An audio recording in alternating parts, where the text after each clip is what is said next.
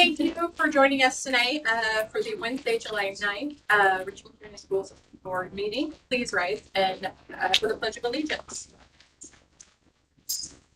I pledge allegiance to the flag of the United States of America and to the republic for which it stands, one nation, under God, indivisible, with liberty and justice for all. Can I please have the reading of the mission and vision statement? Mission statement: Richmond Community Schools guide students on pathways of learning to a future of limitless possibilities. Richmond Community Schools, a collaborative community nurturing mind, body, and spirit to prepare students for lives of choice, purpose, and service.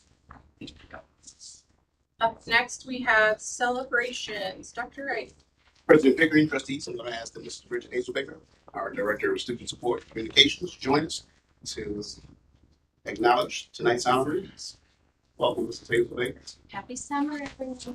You all look nice and tan. That's good. Tonight we're going to be celebrating Richmond Area Career Center's fire EMS, EMT program. We had 2 students from over at the high school that competed at National last month in Atlanta. So if I could have Yorexi and Joe come up and Mr. Stevens. So they're going to tell us a little bit about what National Skills USA, the national competition, was like. So Joe here, this tall young man here, is a recent graduate from Northeastern High School. So again, Northeastern is a partner with us with the Career Center. And then Yorexi is a Richmond High School graduate, and she was also senior class president. You guys may have recognized her from that as well. So anybody have any questions to start us off with?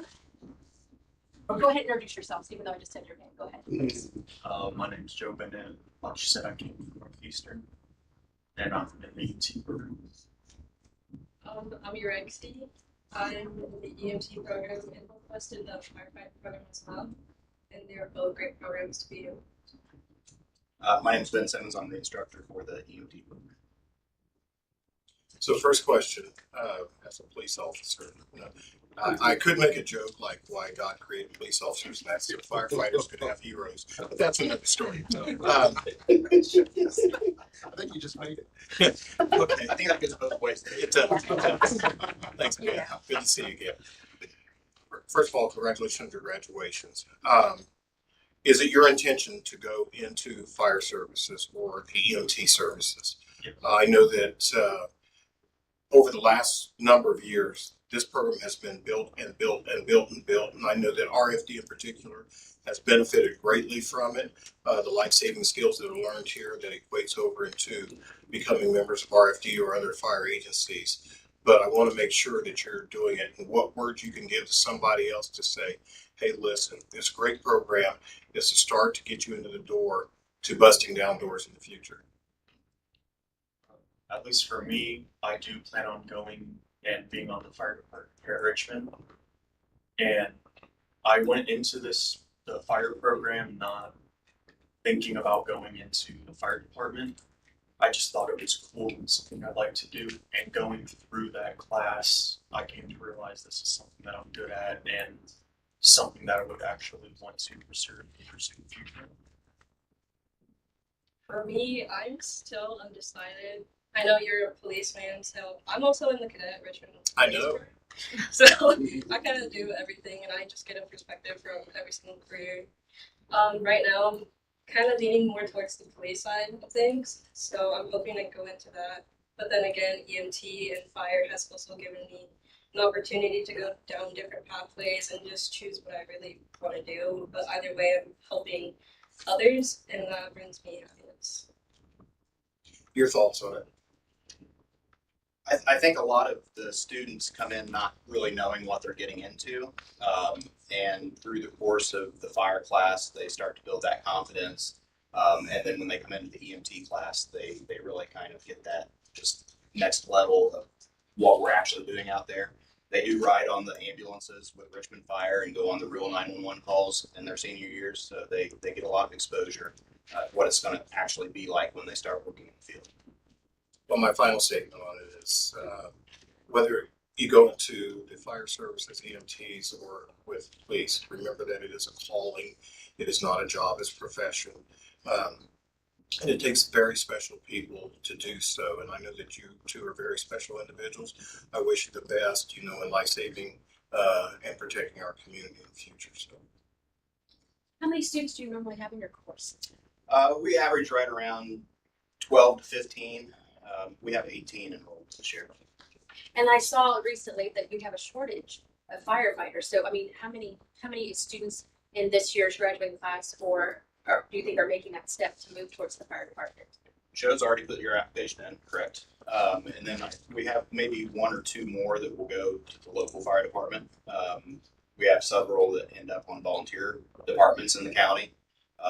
Several that go on to other healthcare pathways, nursing, and whatnot. So.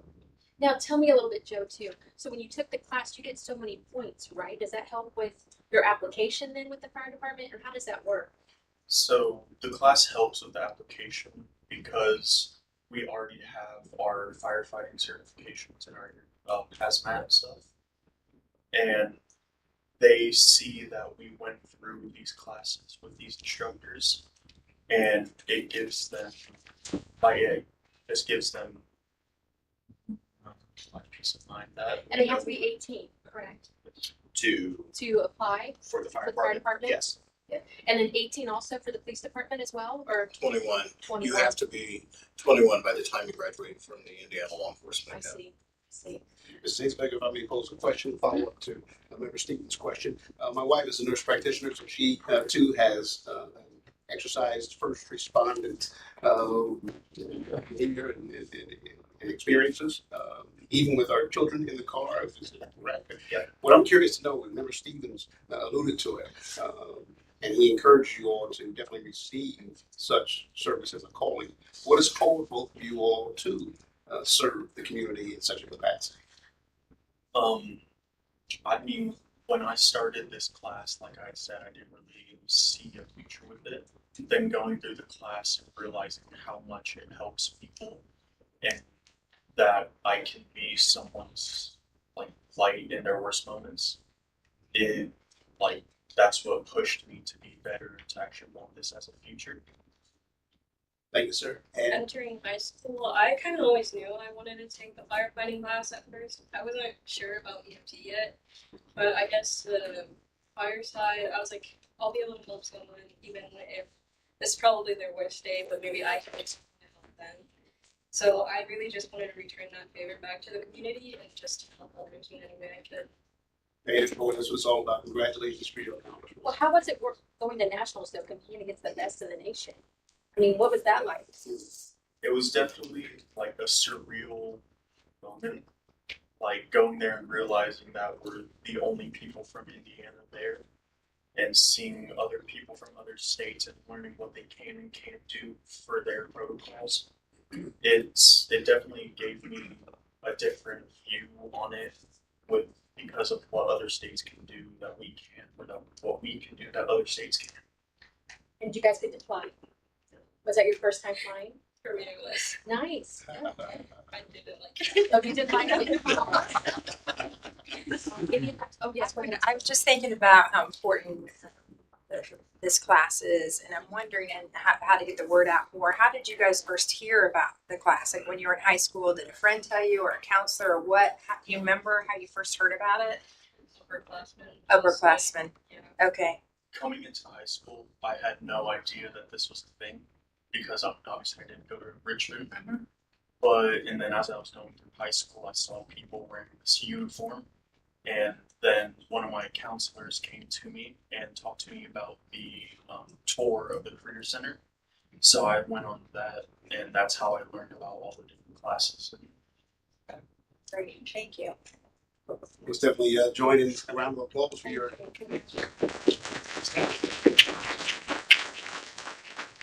Come on, take a photograph. Yes, Yeah, thanks. great. Thanks.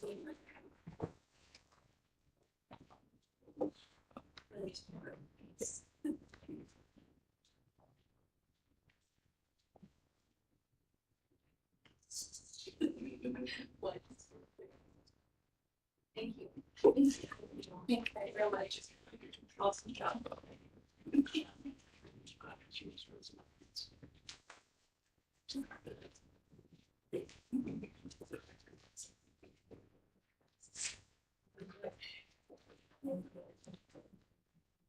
Up next, we have the public commentary. Yes. Okay. Those who wish to comment at this evening's board meeting, the maximum time to speak is 5 minutes. Please keep your comments fact-based and within the time permitted. Comments are not to be personally directed or abusive. Comments recognizing the work of staff and students are always welcome. However, critical remarks concerning specific school personnel or students are to be made through the complaint process available in policy 9130. School board members do not respond to public comments during the meeting, but the board president will send you a personal follow-up email. We have Steve Jones and Trent Pipes. I'm not sure if you guys are speaking together. Hey, we got together. We did summer learning camp together for we were the lead administrators, and we just want to take a minute to. I mean, one, I don't know if this community knows how good this district is. Just from, I mean, all parts. Prime example of Angie and Tim out at the bus garage. I think they lost the routing software like Wednesday before it started, and yet Monday they still had everybody routed. You know, they went through it by hand, got it started. We had everybody there on time. We had Elizabeth, Miss Markford, was doing did a lot of the paperwork for hiring, all that. We just gave them names, like cool, get it. Mr. Pritchard ran off the test tickets for us. So I mean, it was just such a team effort. And when it came down to it, and it doesn't sound like a lot, but we had 18 third graders pass iRead after our summer. Thank you for that. But I mean, even more so is when you look at it, is that it didn't sound like a lot because I did the math the other day. And it was like 18 out of, I want to say it was over 60 something kids, and it was like 24%. But then you take the kids that were there every day, and that jumped up to like 34%, 35%. So if they were there, we were getting it done. And here again, 18 kids, that's not a lot, but then we talked to one of the administrators, another administrator that is related to one of your board members that she had shared, and she goes, you guys did great. She goes, we went up from 70% passing to 81% passing on iRead for school. So we just have such an incredible group. Just the team effort that was there. Yeah, we had after the first week, our numbers were ridiculous. So we had a first grade teacher that was amazing. I said, yeah, let's go. She was third grade. And anybody and everybody that came in was on the same page with us. So, although we get to stand up here, but really all we did was roll it out, and then they took care of everything. So they're pretty amazing. Best group I've ever worked with. Quality teaching. I mean, it was just like I said, just quality effort by the whole group. So, if you guys have any questions, we just want to share. But we were pretty excited. So, thank you. Thanks. Thank you.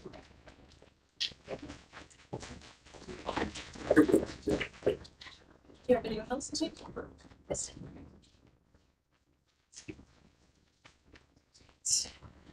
Moving on to our consent items 4.01 through 4.04.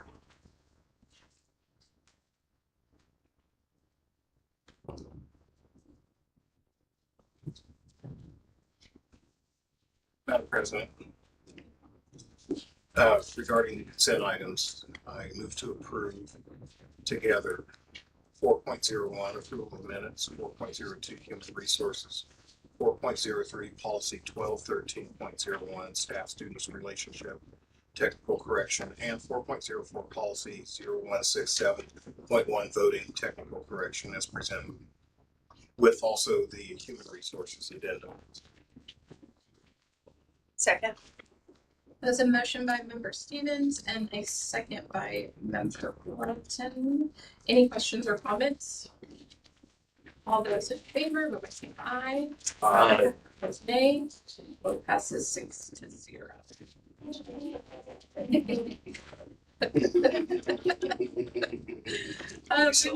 We celebrate this.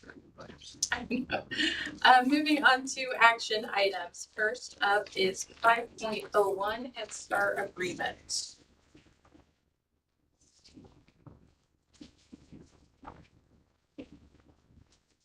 Madam President, I move to approve action item 5.01, the Head Start agreement as presented. I'll second. A motion by member Stevens, a second by member Brand. Any questions or comments? This is annual. Yes. This is an annual procedure that we do. Yep. Our annual agreement. I do have a question. Am I allowed to vote on the Head Start agreement? Okay. This is the annual agreement for the special education services. That Okay. Is it actually the state or is it federal for the Head Start? I think it's Okay. Okay. Great. All those in favor, vote by saying aye. Aye. Opposed, nay. Vote passes 6-0. Up next, action item 5.02, which is the CDO Consulting Group Professional Services Agreement.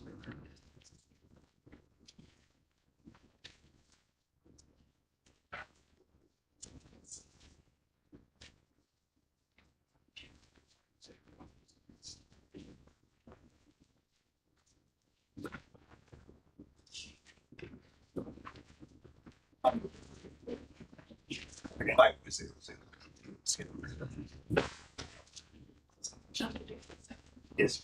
There's a motion by member Brand and a second by member Weber. And this is, again, annual agreement that we approved. Is it a 2-year agreement or is it?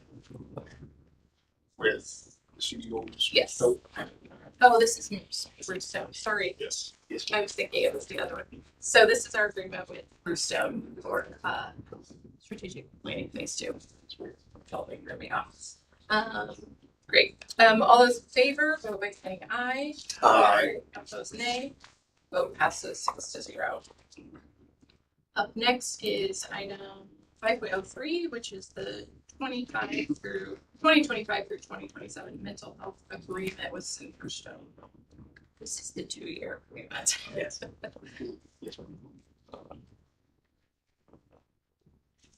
I move to approve 5.03, 2025, 2027 mental health agreement with Silverstone. Second. So motion by member Loriaga and a second by member Stevens. Any questions or comments? All those in favor, vote by saying aye. Aye. Opposed, nay. Vote passes 6-0. Item 5.04, which is the affiliation agreement between RCS and Butler University for practicum and or internship field experiences in school counseling. I'll move to approve item 5.04. Second. So motion by member Brand, a second by member member Weber. Any questions or comments? All those in favor, vote by saying aye. Aye. Opposed, nay. Vote passes 6-0. Item 5.05, which is the rejection of bid for live bulb field phase 1. Move to approve the rejection based on live field phase 1. Second. The motion by member Weber, a second by member Loriaga. Any questions or comments? Sir, minutes need to reflect the reasons for the bid rejection, which I think the memorandum establishes that this was an invitation for bids that had a single response.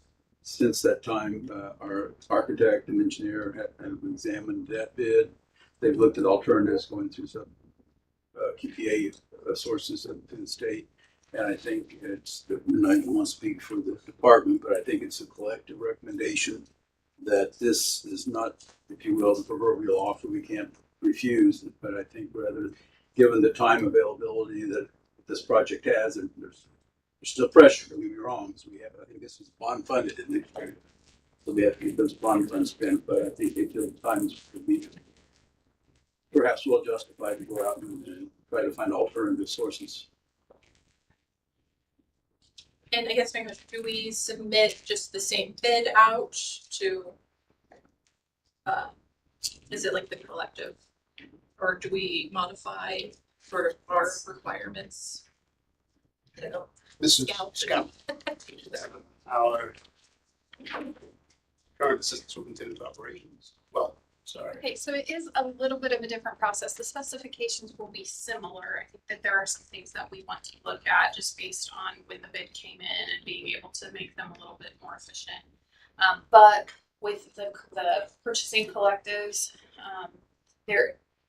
the specifications look similar, but it's not the same process. So we will do it like a purchase order process, but there are verbiages that have to go on those purchase orders that are they're mandated by whichever collective is the one that owns it. So if it's a federal collective or if it's a state collective, because depending on the type of service, they each have different rules on what that language has to look like on the PO. So it will look more like a PO process because it's already been bid by them.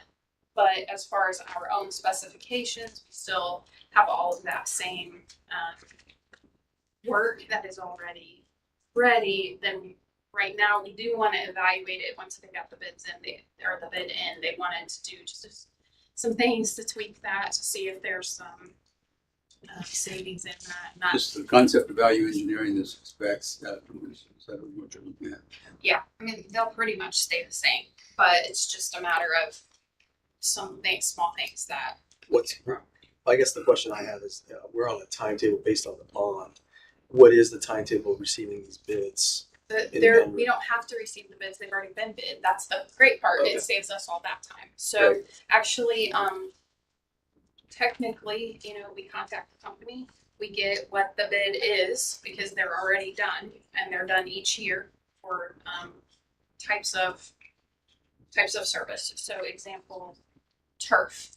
When we redid Bible, we utilized this as the mechanism in which we did it. It happens, you put a PO together, you get all of the specifications with them, and then they can put it on their schedule. So the timetable of work actually will be similar in that it will still happen next summer. But the ability to get the work flow done from the bidding perspective will save time. So we don't have to go back out to bid because it's already bid. So yeah, there's a couple of weeks for us to just make sure that we're getting, the best group and the best collective in that whatever it is that we're utilizing it for. But other than that, we've already started that work now. So we have a pretty good idea of where we need to move, but we'll just, but it does narrow the timetable from about 6 weeks or 8 weeks or more down to a couple weeks. So Are we still trying to get one collective to do all three of those projects, or will it break it up? we don't know. Yep. So it depends on the collective. Some don't do some things. And so we're getting prices from everywhere we can. Okay. Yeah. Thank you, Mrs. Scout. Yeah. Great. So all those in favor, vote by saying aye. Aye. Opposed, nay. Vote passes 6-0. Up next, item 5.06, which is the occupational therapist registered OTR agreement. I'm going to approve 5.06, the occupational therapist registered OTR agreement as presented. Second. That was a motion by member Stevens, a second by member Weber. And again, this is, reduce the services outlined for our current OTR. Any other questions? All those in favor, vote by saying aye. Aye. Opposed, nay. Vote passes 6-0. Item 5.07, which is orientation and mobility services agreement. I move we approve item 5.07. Second. That was a motion by member Brunton and a second by member Moriaga. Any questions or comments? All those in favor, vote by saying aye. Aye. Opposed, nay. Vote passes 6-0. Moving to item 5.08, which is consideration of allowing automatic contract term extension.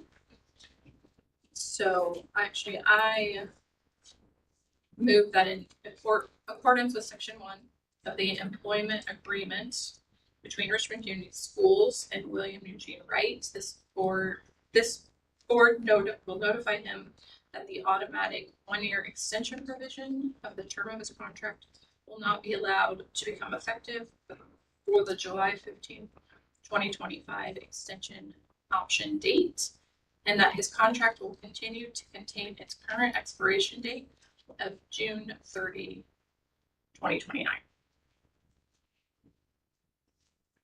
Second. So that was motion by member Pickering, a second by member Weber. Any questions or comments? I just want to say in continuation of aligning our administrator contracts, this is just in the spirit of that. So all those in favor, vote by saying aye. Aye. Opposed, nay. Vote passes 6-0. Moving to policy review and update. We got a lot today. Up first is 6.01, which is policy 0164.4, meeting of the board defined, which is a reset. I'll make the motion to rescind policy 0164.4, meeting of the board defines presented. Yes. That was a motion by member Breton and a second by member Weber. Any questions or comments? I believe this one is just rolled into another different policy. All those in favor, vote by saying aye. Aye. Opposed, nay. Vote passes 6-0. Item 6.02, which is policy 6320.01, purchasing using online reverse auctions. Reset. I move to rescind policy 6320.01, purchasing using online reverse auctions. I'll second. That was a motion by member Brunton and a second by member Loriac. Questions or comments? Again, I believe this one is rolled up into purchasing policy now. All those in favor, vote by saying aye. Aye. Opposed, nay. Vote passes 6-0. Item 6.03, which is policy 0100, definitions, first reading. I make a motion that we move policy 0100 definitions to second reading. Second. So motion by member Stevens and a second by member Loriaga. Any questions or comments? All those in favor, vote by saying aye. Aye. Opposed, nay. Vote passes 6-0. Item 6.04, policy 120, employment of the superintendent, first reading. I make the motion that we move policy 1220, employment of the superintendent to second reading. Second. There's a motion by member Stevens and a second by member Loriaga.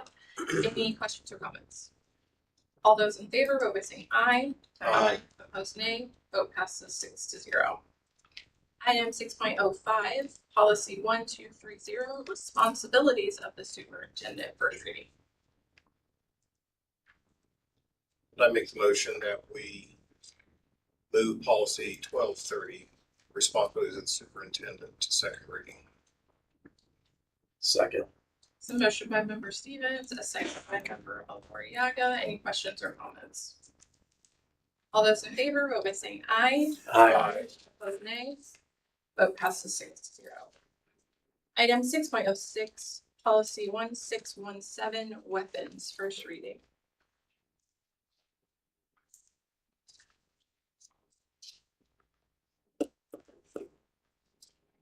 I make the motion to move policy 1617, weapons to second reading. I'll second. Motion by member Breton, a second by member Loriaga. Any questions or comments?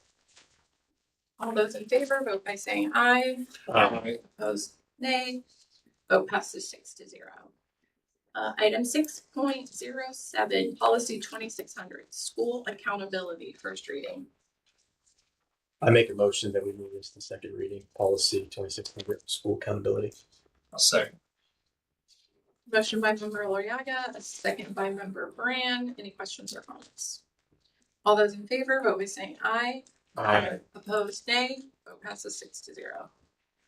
Item 6.08, which is policy 5517.01, bullying, which is third reading and approval.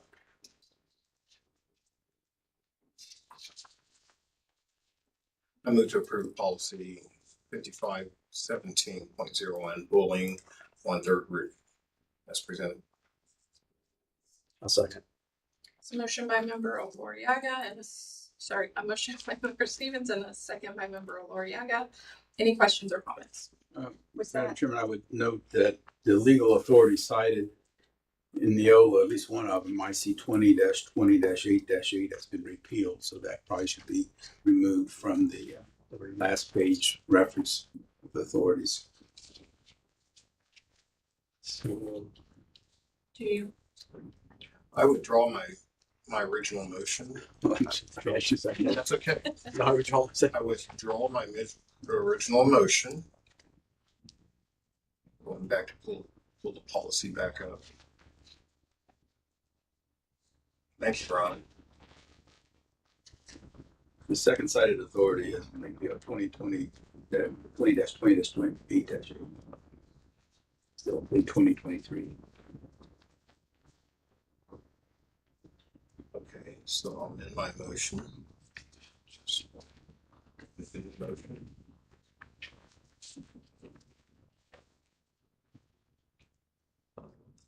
Aaron, was your motion to approve or was that, okay? Yes. So my motion, I will make a new motion. And that will be to approve policy 5517.01, the bullying policy with the omission of Indiana Code 20-20-8.8, which has been repealed.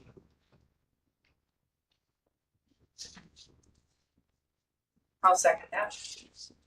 A motion by member Stevens and a second by member Brunton. Any questions or comments? Thank you, Attorney Cross. All those in favor, vote by saying aye. Aye. Opposed, nay. Vote passes 6-0. Item 6.09, which is policy 9130, public complaint and concerns, first reading. I make the motion to move policy 9130, public complaints and concerns to second reading. Second. Motion by member Breton, second by member Stevens. Any questions or comments? All those in favor, vote by saying aye. Aye. Opposed, nay. Vote passes 6-0.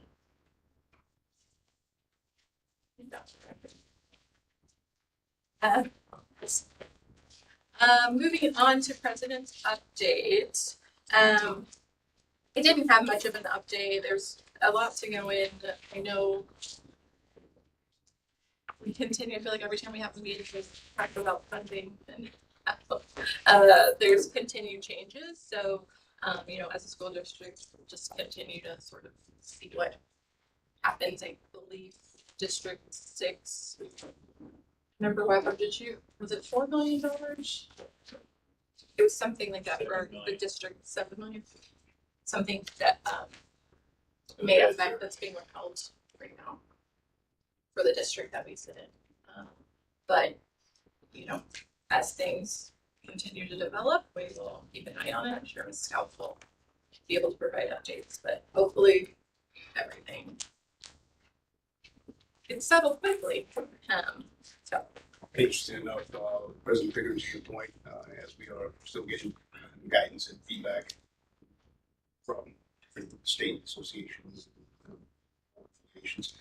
We also are hitting this pad this next Friday, sorry, this upcoming Friday. Central Office Leadership Team attending a policy entrance seminar that's going to highlight some of the things currently before us, the things that will be coming down the going forward. Great. Up next, which is open forum. Does anyone have any items? I would just say we have a policy meeting about this coming Tuesday at 10 a.m. It's a public meeting event.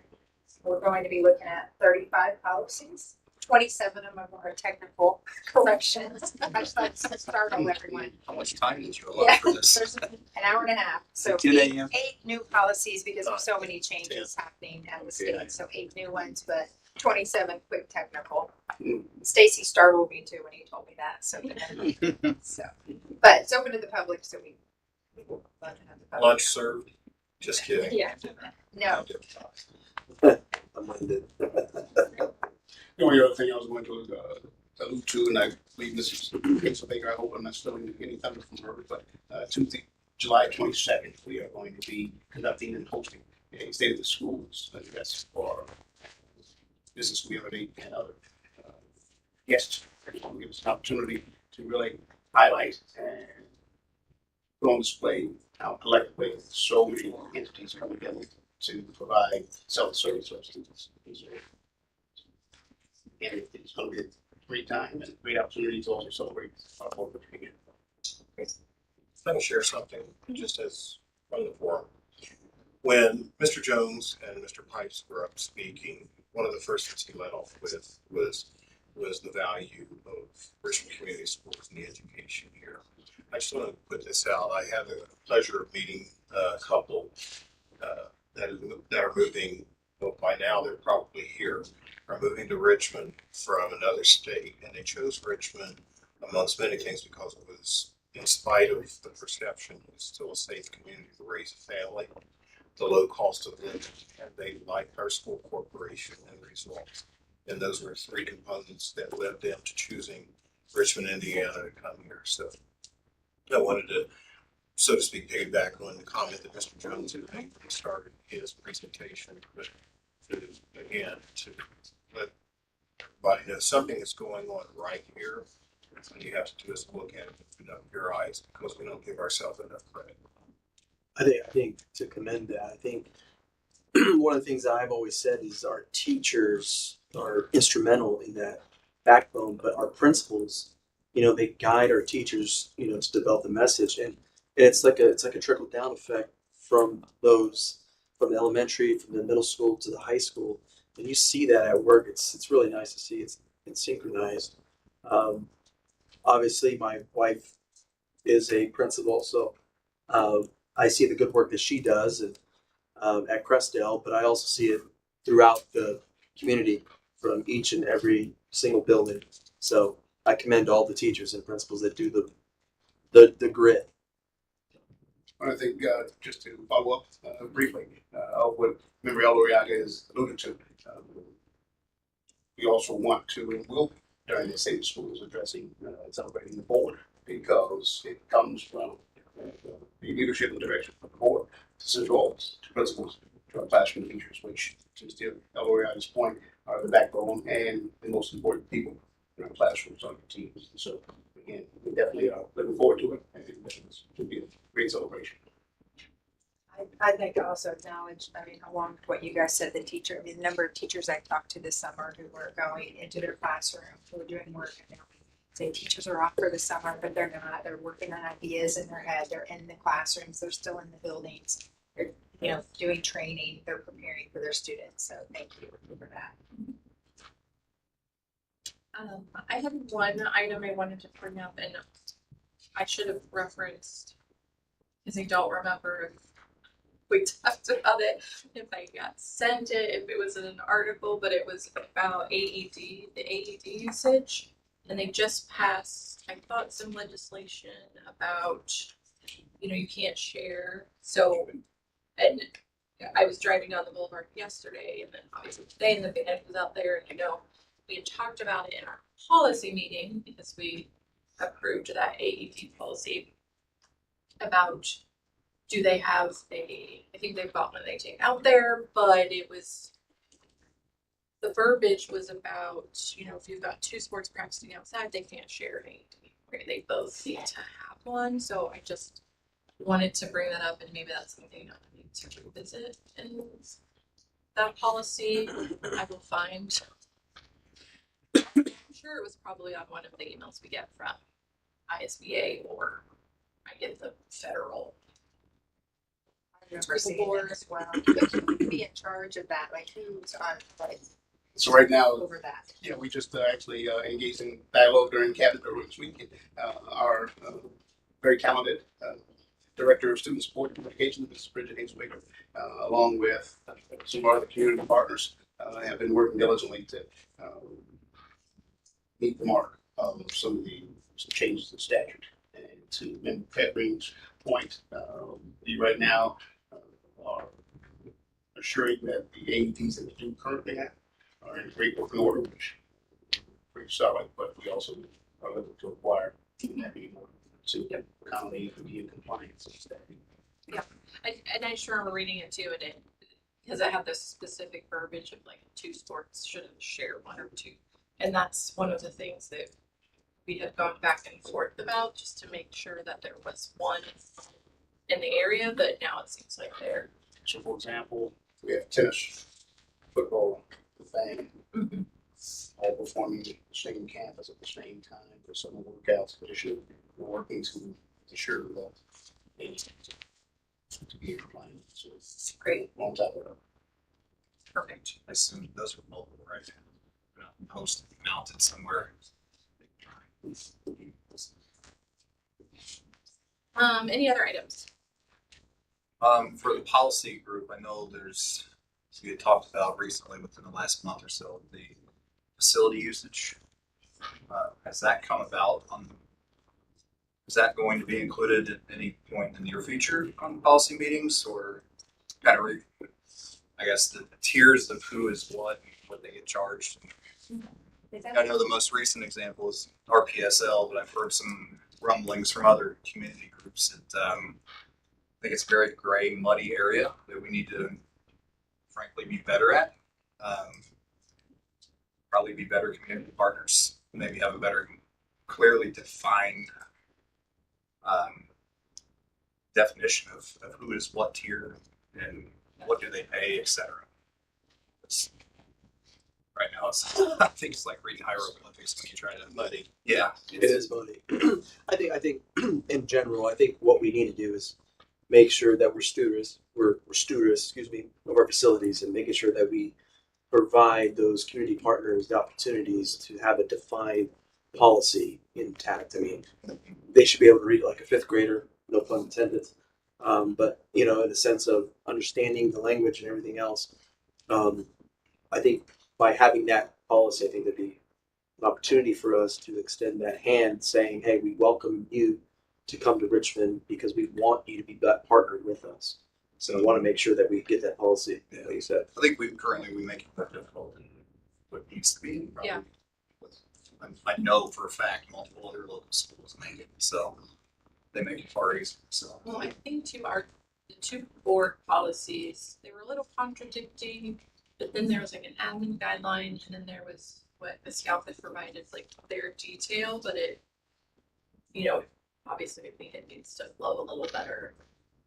Our policy being a little more clear, and then that guidelines, and then just to have those expectations set. So So to that, to Mr. Grant's question, is that what you all prefer to replace on the next policy meeting? no, not necessarily the next one. Would you say like 735 or something? But no, I mean not necessarily the next one, but I think it needs. I would say probably before we get started, I would say August. Yeah. I would say before we get into the fall season, because as we all know, once fall hits, I mean, we're full-fledged doors going. I mean, sports are flowing, and I want to make sure I really want to make sure our community partners understand the flow, how we process this, the processes of getting facility usage, and keeping it simple. Yeah. I mean, Simplified. And it doesn't necessarily need to be all about sports. it doesn't need to be all sport. Just simplify it. The RAM, whatever. I mean, I think we could streamline the process a bit. And while I'm here, August, with all due respect, and I appreciate it, and as you said, the 835. Yeah. And then Sounds like the for the next Tuesday Tuesday. slate. Say, let's just wait till August. From a scheduling standpoint, I know for performing arts, extracurriculars and or other theater programs, from a scheduling standpoint, of course, the sooner the better. Sure. So if we are to postpone until August, we'll just maintain the status quo to that point. Or if you want before that time, so we Maybe the admin could provide those contrary policies and administrative guidelines to the policy group, just to have a quick 10-minute, how do you want to tackle this? And then that would be the next, another meeting, not that you're gonna tackle it, but have those policies for a quick look over. Okay, it looks like this is gonna be 4 hours of work, or, and just to put some eyes on. Well, I think Tuesday, too, the next Tuesday. Yes. Part of the piece we were missing is what is our philosophy, like, are we charging for these, Yeah. are we not charging? What other information do we need? You know, that might just be the starting point of, and I'm assuming that's the board decision. So then we can ask ourselves that or put some thought into it. So it makes everyone else's life easier, so they're not trying to decipher down the road. Yeah, definitely gotta figure out the tiers. Right now it's mentioned how to make it flow better. Right now I don't think it flows at all. So I think we need to kind of streamline that. The definition of usage would be your usage of the facility fits in this tier.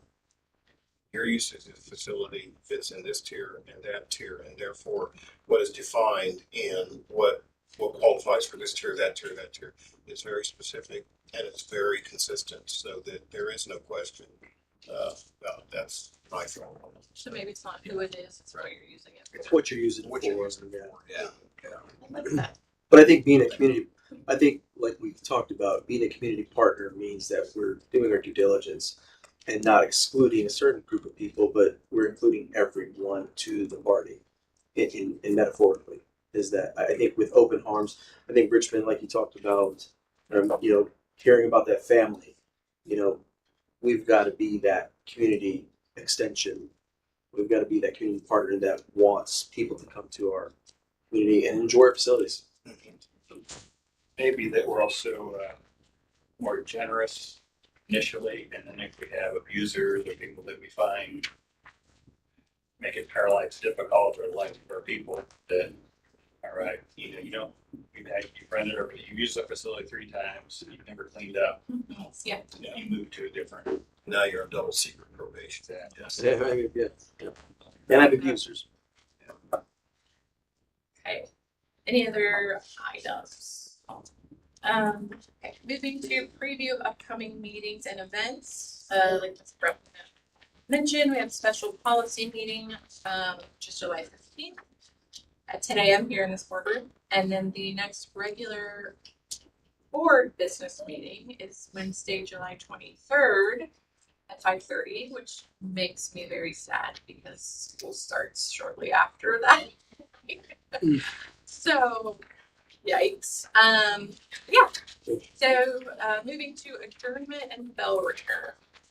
Pickering trustees, prior to asking that Mrs. Hazelbaker rejoin us for the bell reader. I know we have reformatted our board meetings and business meetings from past practice, but during your human resources approval and addendum tonight, we celebrate the appointment of Mr. Trent Pipes, who will be serving as our next assistant principal at Test Intermediate School. And Mr. Pipes and family, as we can see, are here. And I know that he had a group of supportive educators that also was with us before. But Mr. Pipes, again, we are sincerely appreciative of the fact that you have answered the call of duty. And just, if Mr. Pipes doesn't mind me sharing, it's not the first answer to such call of duty. As a former peace officer here in our city, Mr. Pipes was formerly with RPD and has been there at Bell Elementary School, serving for many years. We are extremely confident and excited that Mr. Pipes in this next educational endeavors will be just as successful. I know that he has tremendous support. Mrs. Pipes, for those that may not know, and for those out in TV land, is also an educator at Bell Elementary School and has been for some time. And as you can see, they have their bodyguards with them this evening. But Mr. Pipes family, welcome to the administrative side of education, and again, congratulations. Thank you. Now I'll ask that Mrs. Hazelbaker join us for tonight's bell ringing information.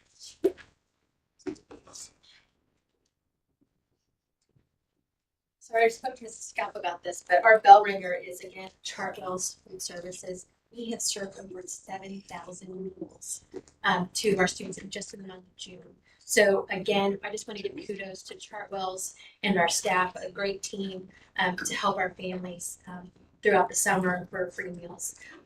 And it goes until July 25th. So just reminding parents if they still want to sign up for meals, they can even stop at the splash pad at Glenora Park or at Elstrom Plaza as well. So again, just allowing people just to remember we're out there to help. And again, congratulations to Chartwell's for that. Mrs. Hazelbaker, can you share again where those locations? Yes. So if they go onto our website, you can sign up to receive meals on Mondays, Wednesdays, and Fridays between 9 and 11. There's a sign that comes right out here in front of the high school in front of the administration building, and there are people that will help bring that food. So on Mondays, you'll get food for Monday and Tuesday for your children for lunch and supper, and then Wednesdays you get food for lunch and supper for Wednesday and Thursday, and then on Friday when you pick up food, it's for Friday, Saturday, and Sunday. If you decide to go to the splash pad or to the Cordell pool, you can get stuff during the school day. I mean, during lunchtime, the kids just have to show up and they get to receive their free lunch there at those locations. So again, that goes until July 25th. So But again, those locations were intentionally selected to try and be in areas that. well, in Vail School also JUCO is going on. So if students are in the Vail neighborhood or families in that Vail neighborhood, they can also receive meals there as well. There's so many. I'm trying to remember. So again, that's all on our website as well, and on our social media channels as well. Thank you, ma'am. I believe that's it. Meeting adjourned.